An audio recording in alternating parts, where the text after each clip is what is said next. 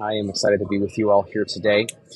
You probably noticed a slightly different background than normal here, and that's because I made a slight mistake when I was preparing my calendar here. Was out for some travel, and I'm actually right here in Kansas City, about an hour from where we live, and um, the way the flights worked, I just wasn't able to get home in time. So I am here at the new Kansas City airport, and am really excited about our conversation today. But as you can see, it's in a slightly different environment than normal. Before we begin, I always like to start off with how and see how everybody is doing. Um, and ultimately, how is the study efforts going? We're kind of coming. Well, we are coming. This is our last conversation here today about study, but ultimately, then you have about a month, a little over a month to month and a half actually to prepare. So I am.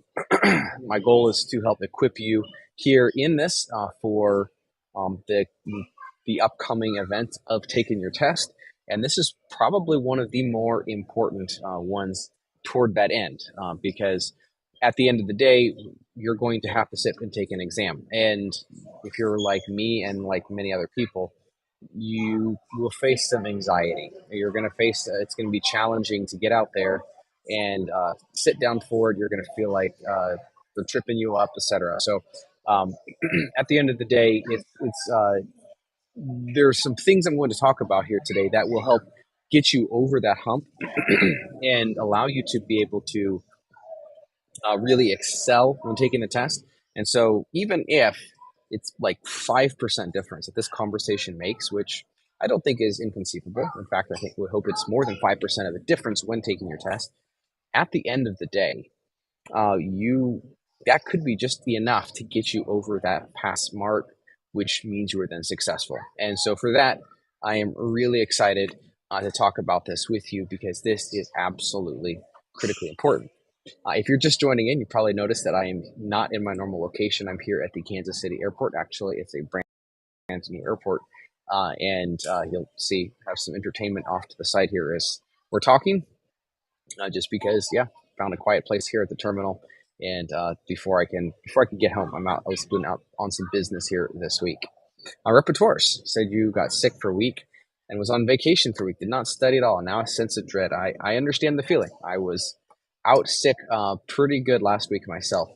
In fact, we had our study group on business practitioner, and I thought about canceling that. I was just like, I did not feel good. But ultimately, I'm feeling basically completely recovered. And uh, so I know the feeling very recently. So it is good to see you on here, repertoires as well.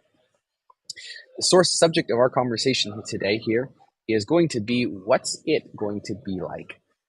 For those of you who have not already sat for such an exam, there is, again, there's a feeling of dread and uncertainty. And my goal is to take that away from you as we go through this conversation here today. So it's really good to see you all. Let's jump in. The question I always start out by asking is, have you started with your morning coffee? Make sure that you get fully engaged, ready to go, because this next half an hour is going to be awesome. And your morning coffee will help make it even more awesome, or awesomer, as some people say. Hey, Rudolph, good to see you in here. Welcome on, come on in. Uh, the other thing I always have to mention is the challenge page. So we are getting a link or a form put up here. So when you do complete your certification, make sure to go back to this link and submit that. We're going to send email reminders to you, so it's not going to take you by surprise whatsoever. But but you're going to need to put your score in here for us to recognize you and send you that really awesome T-shirt here. So that's real. This is important. Last week, we talked about breaking apart these test questions. We went really practical, talked about some of these test questions. And if you haven't already, make sure to go watch that because I gave you all the secrets that I know about writing these test questions. I mean, not as much on the writing side, but on the answering side. I've taken, I don't know, we're probably in the 10 to 15 mark range for how many tests I have taken on the Magento side. And it's I've answered a few questions. Let me put it that way. So everything that I know about that. But the big part of this is preparing yourself that these questions are going to be practical. Uh, they're, well, and anything harder than professional. Professional is going to have a lot of more memorization questions like, hey, where do you find this, or what's the right file path here, or how do you do this or that. It's it's going to be pretty. It's considered simpler, more of these memorization questions. But prepare yourself that you will find some of these practical scenario based questions on there. And the idea in these questions is, what's the effect of this? What problem do you see, and perhaps a block of code that is listed there? Or given this code, how would you resolve this problem that customers facing? So there's a number of different styles of these questions. And my note here for about the memorization related questions, this is specifically in relation to those who are taking the expert and the master level certifications, not the other. So that is important. I'm seeing some messages coming here. Okay, great. Cool. So 2 minutes per question across the board, no matter how many questions are on the test. It's always 2 minutes a question. So that's why you're going to find some odd lengths for some of these tests, like the new expert developer with cloud or with the cloud add-on. You're going to find, I don't remember, there's 60 some odd questions on there, and it's going to be like 130, 140 minutes on that specific test because, again, it's 2 minutes per question. And what I talked about last week is work through our practice test, which has cloud questions on it. Work through that practice test and watch. There's a timer there at the bottom of the screen, and it will tell you your average time per question. If you see yourself getting anywhere above, I would say, 1 minute and 15 seconds, you probably should reconsider taking your test soon. Now, then, is a question of, is it English comprehension is the issue? Is it maybe your Magento comprehension is the problem at that point? So whatever it is, it's time. It's a kind of a double check. How ready are you to ultimately take the test? Not only from a technical perspective, but from a timing perspective. Because again, you could answer every question correctly, but if you don't get the whole test done, what good does it do at that point? It doesn't do any good, as you know. So 2 minutes per question, that's the hard limit. And I'm going to talk you through how to use that 2 minutes per question here today. So we talked about technically answering the questions, but today is all about taking a test. And that's what I want to focus in on here. So the first and big question you need to answer is, where do you take the test? Do you take it at a test center? Do you take it on your computer? Let's look at each one of those options and come up with what works best for you in this scenario. At a test center, it's going to be like being at the airport, you might say, because it's supposed to be quiet, but it never is. Ultimately, I don't know if you ever have that time where you're going to sleep in the night or sleep in the evening. Well, I guess it's almost any time. For me, I have this space of just when I'm about to fall asleep, like any tiny sound or any tiny movement completely wakes me up and resets my falling asleep clock for like 30 minutes or longer, actually. And that's a way to put me in a really bad mood. I feel like taking at a test center is somewhat similar, right? So instead of being more of a noisy environment where you can kind of like everything has a standard volume level, it's like supposed to be really quiet. And when it's really quiet like that, any little sniffle or cough, or somebody just comes in coughing, now you think, do they have COVID or not? Like it interrupts our thought process, and that's maddening. It's really maddening. Now they give you earplugs, but if you're like me, earplugs just reduce this level of sound. They don't eliminate it, and of course you can't take AirPods in there, so I guess they wouldn't eliminate sound either. So at the end of the day, you're sitting in a test center, and you're just trying to focus on this test. And who knows who else is in the room with you? Oh, squeaky chairs. I forgot to mention that too. Big problem. And even worse, people coming in and out of the room, right? It's not just your own room. There's shared computers. There's no dividers. You can see what other people are taking, what tests are taking. It's distracting. If you detect some passion here, it's distraction. And the first time I took my test at home was a bit of a revelation for me. It's like, wow, this is really nice. So I'm sure that some of you don't have the option to take it at home, and we're going to talk about what that looks like. But at the end of the day, I'm guessing that at least 90% of you, if not more, will take the test at home. So let's talk about what that looks like. And I would say probably one of the biggest pushbacks there is it can feel like an invasion of privacy. At the end of the day, it's like, there's somebody staring through this webcam who I have no idea who they are, can't see them, and they, for all I know, they could be like half a world away.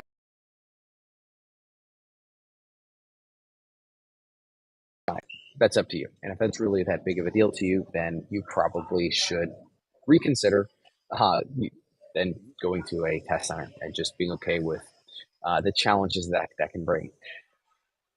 Ultimately, it's not just what's visible behind the webcam, like you see right here, this view at the airport. They will likely ask you to take your computer. Actually, here's the benefit of having it at the airport, and they're going to have you show it around everywhere in the room, so you can see, so they can make sure that there's no camera that is hiding there behind you. Is hopefully that make any of you sick. So they're going to see that there's no camera hiding behind you, or any type of recording equipment. Obviously, I hate to say it, I'm sure there's ways you could even defeat that, but it's a good faith, goodwill gesture that you are being honest and ethical in taking a test. And I feel like it's quite reasonable. It's a reasonable ask. Ultimately, there is a test proctor that is sitting on the other side of this webcam. You can't see them, and who knows how many people they're monitoring at once. But at the end of the day, you are being monitored, and your whole entire screen is being recorded.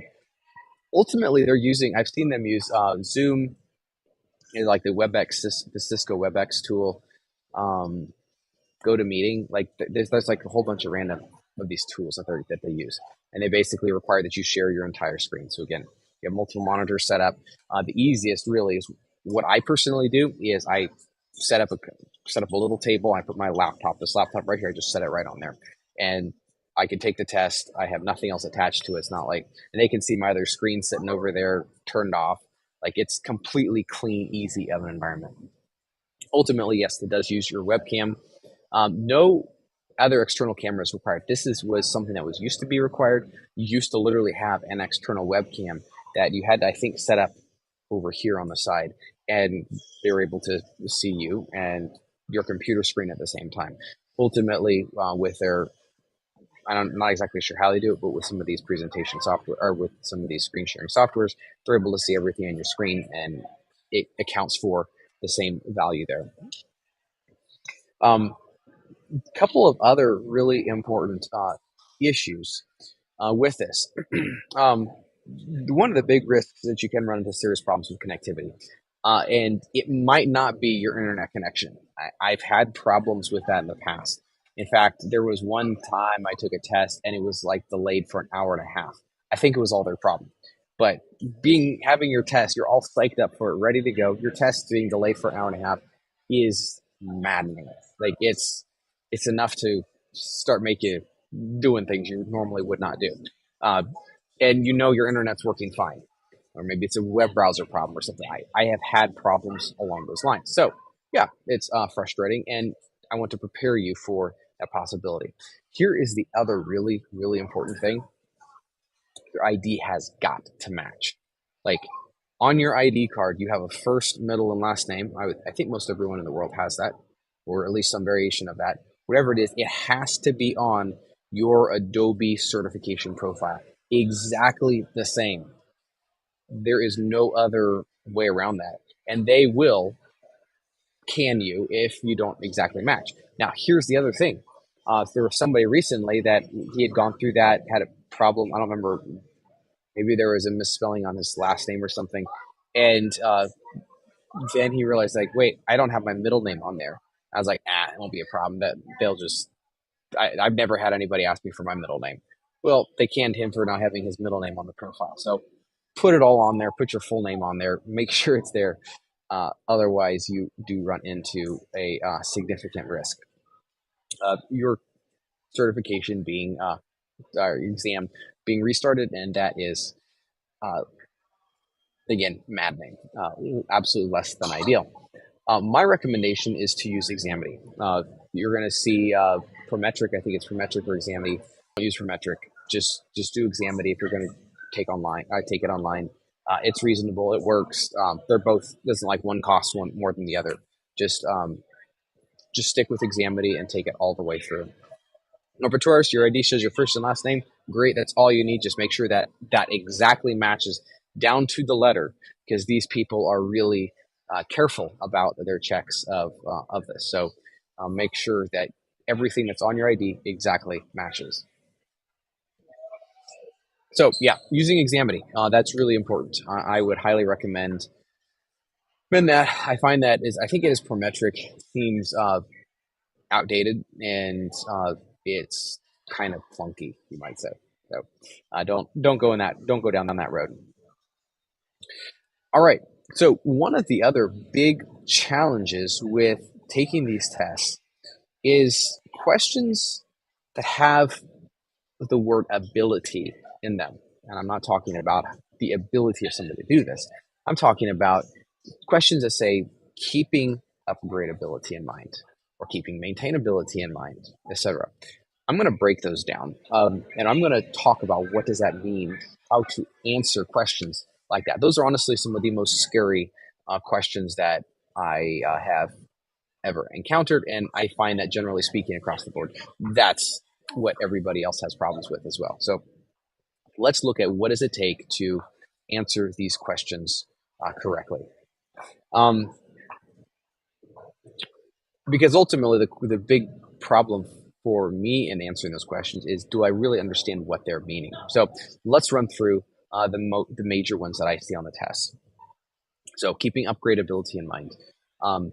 You are using this as a gauge of several correct answers. Really what this ends up being. So we have a scenario where the scenario is basically you were like maybe asked to install or asked to build this module, and perhaps include it in the code base. Where would you include it? This would probably be a professional level question there, and it might say keeping upgradability in mind. Oh no, actually better than that. You are asked to install a third-party module, like for Clayvu, for example. So keeping upgradability in mind, where do you put this module? Do you put it in Composer? Do you put it in app code? I don't know. Do you put it in the library folder? Well, of course, we know that that last answer would be incorrect. But then we're left with the app code versus Composer. Both are completely okay options to put it. However, we know that for the sake of upgradability, we would put it in Composer, because all we have to do is run Composer update. Then the Clayvu was the Clayvu module name, Clayvu/Clayvu, I think, Clayvu product recommendations or Clayvu search. And then it would simply update. That's all you have to do.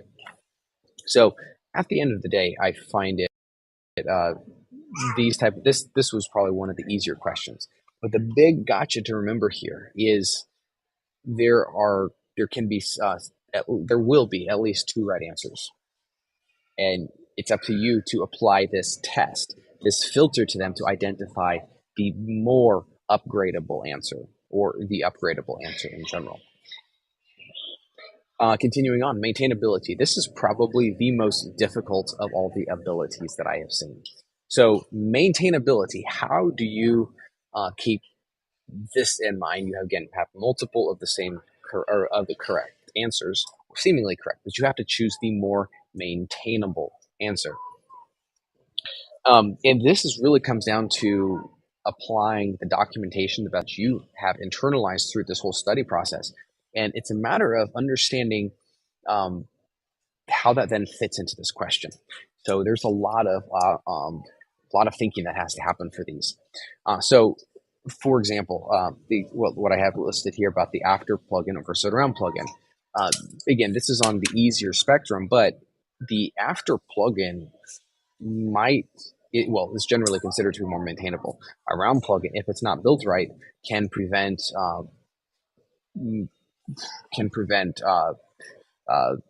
actions from running in the future. Maybe that's the desired functionality, and if that is, well, then the after plugin just would not work. So it's these type of things that you have to think about. How can I make this a little bit more maintainable? How do I make my future self happier with this output that I'm building? Ultimately, though, in question form, it's not in code form here in this case. What does it take to make this make this part of the application more stable long term? And these are really the questions that we as developers should be thinking on a daily basis. It's not just here sitting for the test and I have to deal with these maintainabilities or upgradabilities. Like, we should be, as we are reaching for the around or the after plugin, have a reasoning for, okay, I am choosing this after plugin because it is the most upgradable option. I'm choosing this around plugin because unfortunately I cannot get this desired functionality to stop running. It's generally the reason you would use it around plugin. Can I get it to stop running with either before or after? I have examined those, but those are not part of the capabilities I have possessed to affect downstream capabilities. So ultimately, maintainability is very important, and but just as important as it is on the test, it's even more important in our daily lives, which that's exactly how it mirrors. You might even see keeping simplicity in mind. And the real gotcha here is uh, this could be referencing store configuration. You, I think I've said this story before, so I'll say it real quick here. There was a time that I spent, I think it was 4 hours troubleshooting a problem with orders not appearing in the order panel. And I found out that it was literally a store configuration. It was, well, order statuses. So it was almost store configuration. It was just that easy. And I'm like, oh, shoot. So that's what this is testing. When we can, even if we can build something grand and glorious, at the end of the day, if it's available in store configuration, we're just introducing overhead, bugs, etc. So let's not do that, take that route. So keeping simplicity in mind, that's what we always want to do. Compatibility. You might find this occasionally, and I think in the previous iteration of the test, there was a couple of questions that were particularly onerous here on this keeping compatibility in mind. Ultimately, this really is a matter of saying, or looking at understanding the API and what's available here. You're not going to find many of these questions on the test simply because compatibility would be more of a memorization style question as opposed to a how do I say this? As opposed to more practical type of question. So you're not going to find too many compatibilities on the test. So those are the abilities I want to prepare you for. Taking them or understanding what they are is very significant and very important to being able to pass the test, especially when you get into the expert level. That's where it becomes really difficult. For the last segment of our last video today, I want to walk through some test taking strategies. Each one of these sections here is crucial to you being successful in passing this exam, but this might be the most important aspect, technical knowledge aside, of course. You wouldn't be able to pass a test if you didn't have this technical knowledge, which you're getting, and I'm really excited about that. But what are we going to see here is a strategy for ensuring you know what it takes to work through the test in a orderly manner. Let's take a look. So we have a total of 2 hours. You maybe in some cases give a little extra. So again, case of the cloud or the expert and professional with the cloud add-on, you're going to have more time than 2 hours. So we want to, or my recommendation, and ultimately how I take the test, and your mileage may vary, and of course you might have a different strategy yourself. And if you have a different strategy yourself, I would love to hear it myself. But ultimately, the way I take these tests is I take it 3 times. The first round is the triage round. The second one is the getting your hands dirty, and the third one is the double check. So here's my thinking for this. I'm sure you've seen some videos here in the United States where there is a pileup, what we call a pileup, basically winter weather driving conditions, and cars probably are driving a little too fast, and they don't realize just how slick the road is while an accident happens, and then cars just can't stop and they keep crashing into each other.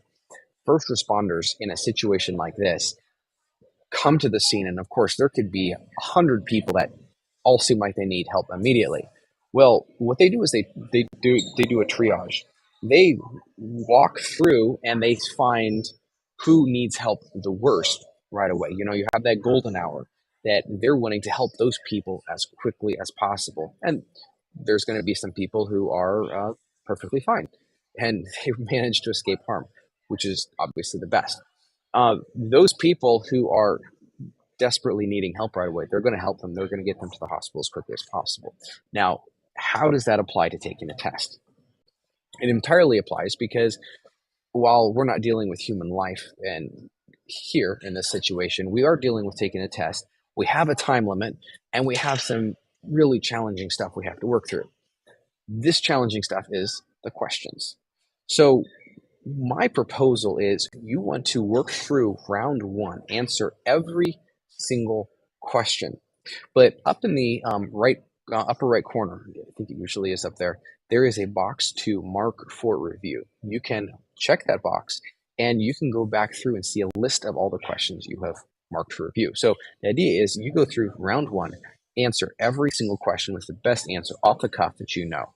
You're probably, if you're going to pass the test, probably I would say a good 60% of the questions you'll just know off the top of your head.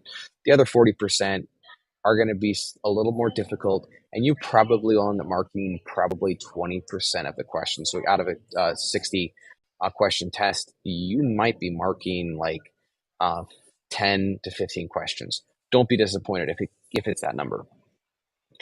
It could even be more. It ultimately could be 20 questions. So what you need to do, you're going to walk back through test in round two. But not every question. You're going to go to the list of questions that you've marked for review, and you're going to click into that first one. You're going to go sit down. You're going to sit there and you're going to think about it. Okay, what is this question really saying? You're going to read it really thoroughly. I have found a number of cases where just one word changes the entire meaning of the whole question. I'm like, shoot, why didn't I see that in the first place? You're going to you now have a lay of the land. And I will tell you this. Magento tests are pretty good about this. But there still is cases where one question actually answers another question. And that's pretty awesome. I like that. One question answers another question. Which, by the way, real quick, while I have you here, if you would just all click the like button, I would love that. That always helps us as we work to create content on and work on moving up our channel on YouTube. Those like buttons really, really do help. I appreciate that. But anyways, those working through those questions, using questions to answer other questions, you now have a full lay of the land. And you might, as you get into that first question you mark for review, you might be thinking, oh, I think there was something like that on another question. You can go quickly find that and see if at least the scenario, information in the scenario, maybe the answers trigger something in your brain. It's like, maybe that actually does help. So, and you perhaps can get that question right. Work through each one of them. When you are confident of your answer there, unmark it. So it's like it goes back into the pool of you're comfortable with these answer questions. Walk through every single one of those difficult review questions. The first round usually takes you about a half an hour, probably half an hour, 40, 45 minutes, somewhere in there.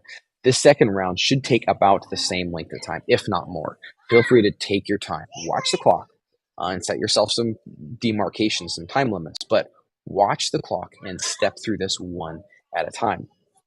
Then what you do is on the third round, you're going to go back through and try to answer every question again, but try to ignore the answers you've already selected.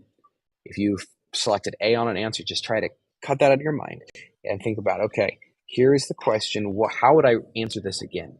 And then you see, okay, do my answers line up? Now, that sounds kind of silly because it's hard to block out. At least for me, it is hard to block that out. But you're going to have a gut feeling. You're going to know right right away. So at the end of the day, the goal is to do a double check of the test.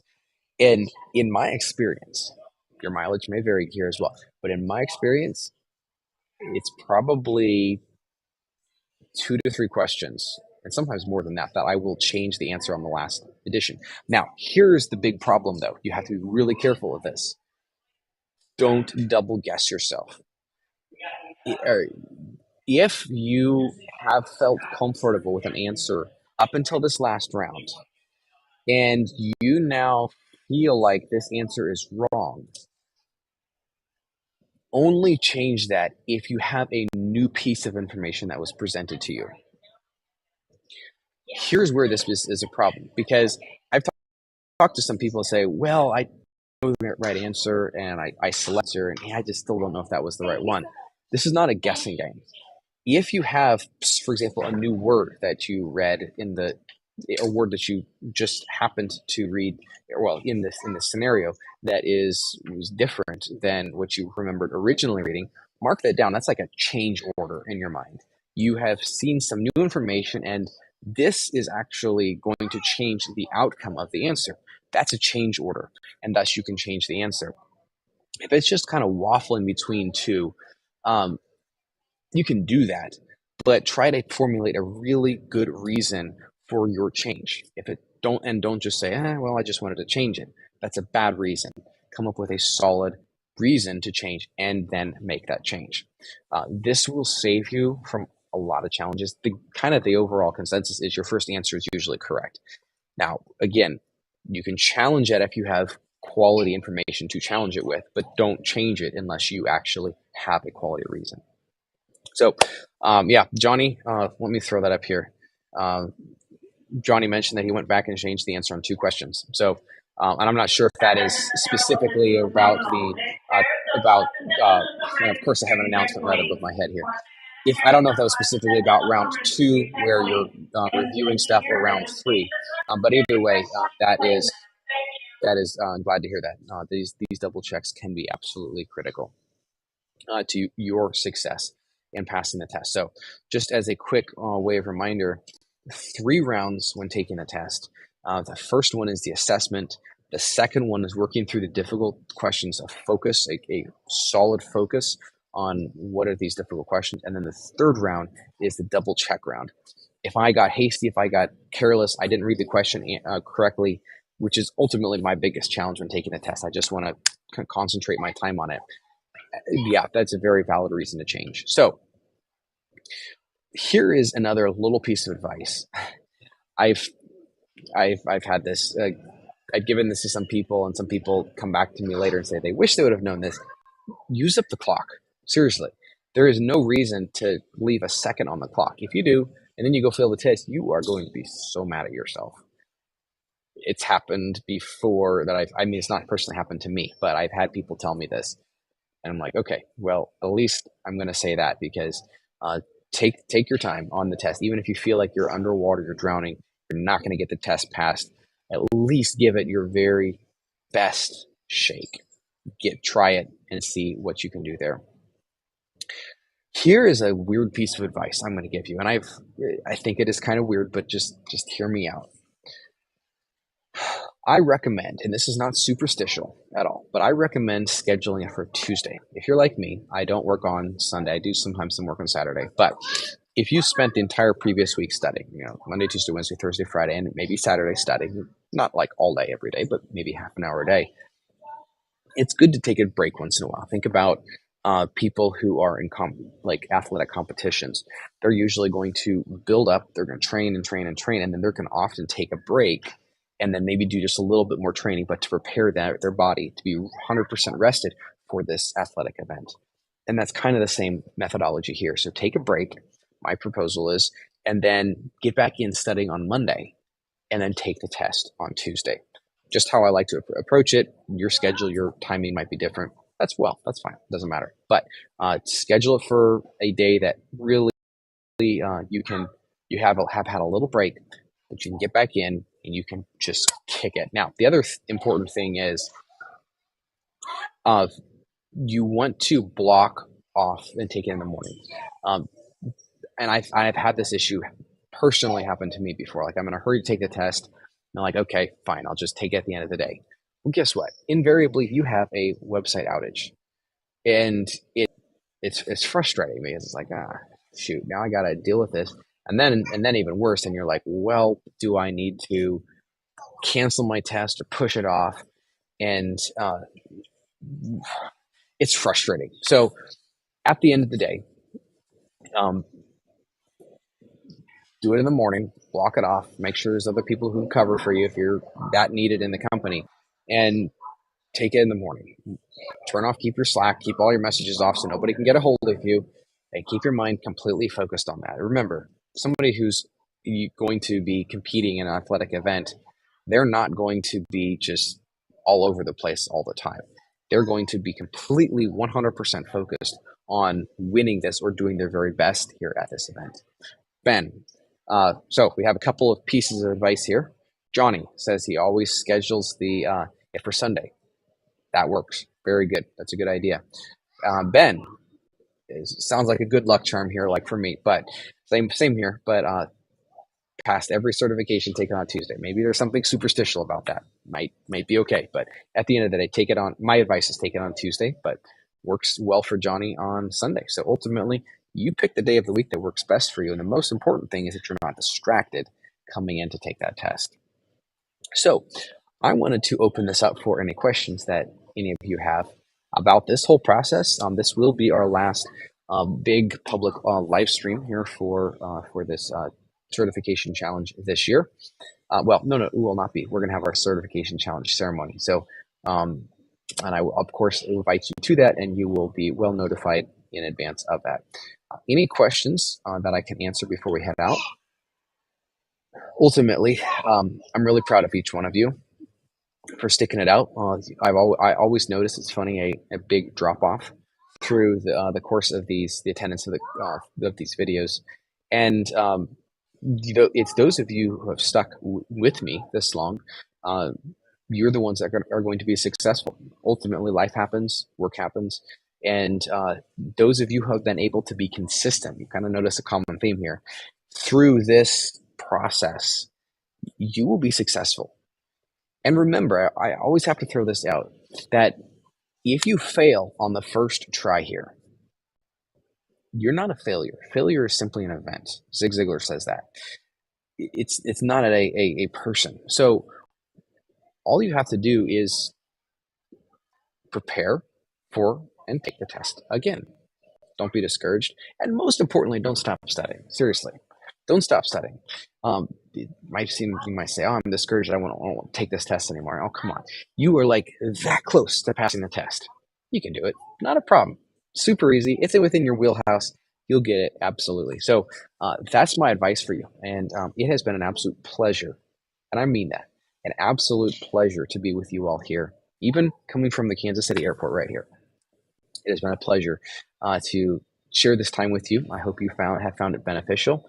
And I look forward to seeing all those scores coming in, which makes it so worth it for me. Because once you get certified, you're going to have people knocking on your door for them. I'm not recommending you go and start working for other people or change up your job unless that's important or critical. My advice is, and I will just say this here real quick again, take at least 6 months with your current employer, and then you can consider a job change. Grass is not always greener on the other side, and this is a job change is a big decision. So take your time with that, and you'll be really successful. So get certified, make sure that date is on the calendar, and you will be successful. So repertoires, everyone, Ben, Johnny, Rudolph, it was a pleasure having you here for this conversation. I wish you the very best, and I look forward to hearing more from you. Hit me up on our Slack channel via email. You got my email, joseph@swiftauto.com. Hit me up, and I would love to carry on the conversation and give you whatever advice I can possibly give you. Take care, and